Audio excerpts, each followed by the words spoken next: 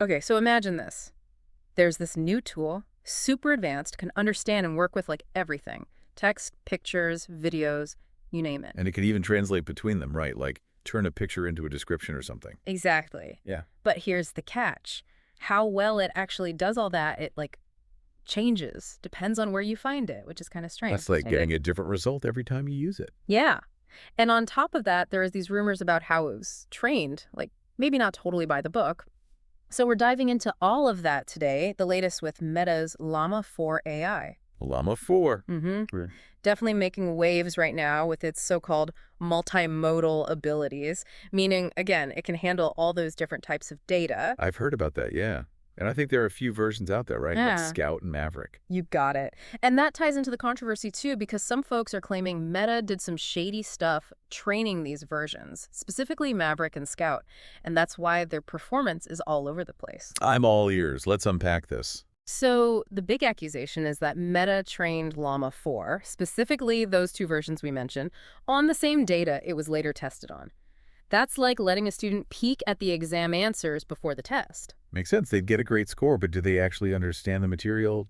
Not really. Exactly. And Ahmad Al-Dale, he's a big name at Meta, came out swinging on, X, what used to be Twitter. Right. He's calling these claims completely baseless and stressing that training on test data would be unethical, Yeah. totally screwing with how we judge an AI's abilities. Yeah, if you can't trust the test, you can't trust the results. It throws the whole AI development process into question. Like, are you really making progress or are we just gaming the system? 100%. It's like trying to measure your fitness by running on a treadmill that's secretly helping you along.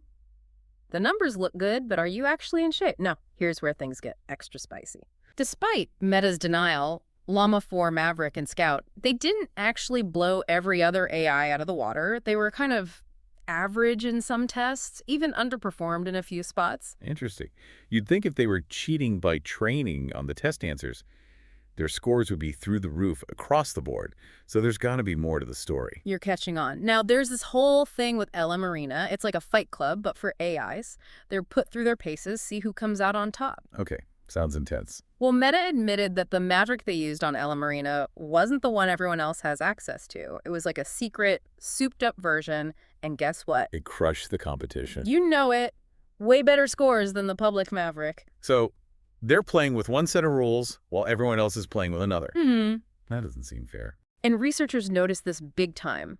They found major differences in how the public Maverick and the LM Arena Maverick behaved. It wasn't just a slight edge, it was like a whole different beast.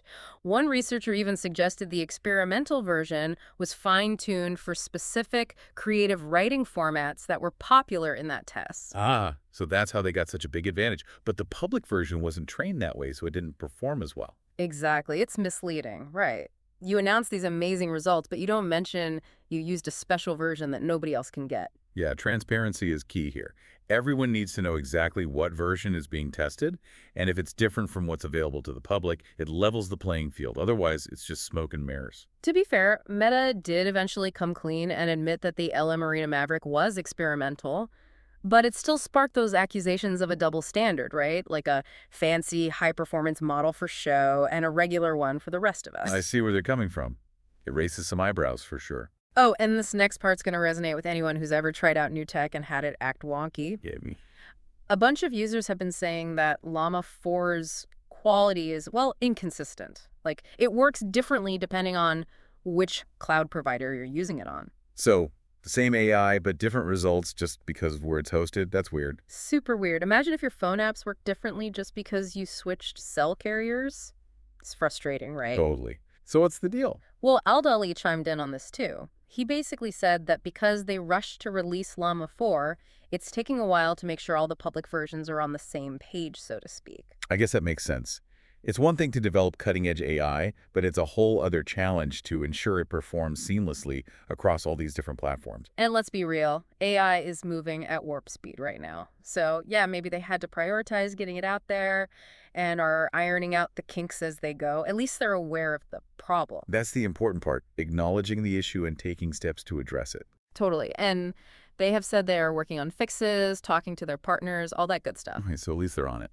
So back to the tech itself. Remember we talked about Scout and Maverick? Those are the two big players in the Llama 4 lineup. Right. Scout is seriously impressive, though. It's got like 109 billion parameters. Think of those as the little knobs and dials that control how it learns and processes info. And get this, its context window is 10 million tokens long. Whoa, that's huge. Most models have context windows in the thousands. What does that even mean for, someone using it? Imagine feeding it an entire movie script or a day's worth of chat logs. It can hold all that in its mind at once, making connections we might miss. So its responses should be more nuanced, more aware of the bigger picture. That makes sense. And was there something about how Llama 4 is structured, like how it's built? Oh, yeah, it uses what they call a mixed expert architecture. It's like having a team of specialists, each really good at one specific thing. So one part might be great at language, another's a whiz with images, and so on. This makes it super efficient and lets it tackle all sorts of different tasks. I see. It's like having all the right tools for the job. Exactly. So to sum it all up, we have this insanely powerful AI on our hands, can do a ton of different things, but there are some serious questions swirling around it. How it was trained, the differences in performance depending on where you find it, all that jazz.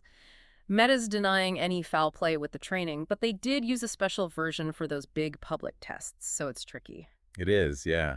On one hand, you have this promise of this amazing tool that can revolutionize how we interact with information.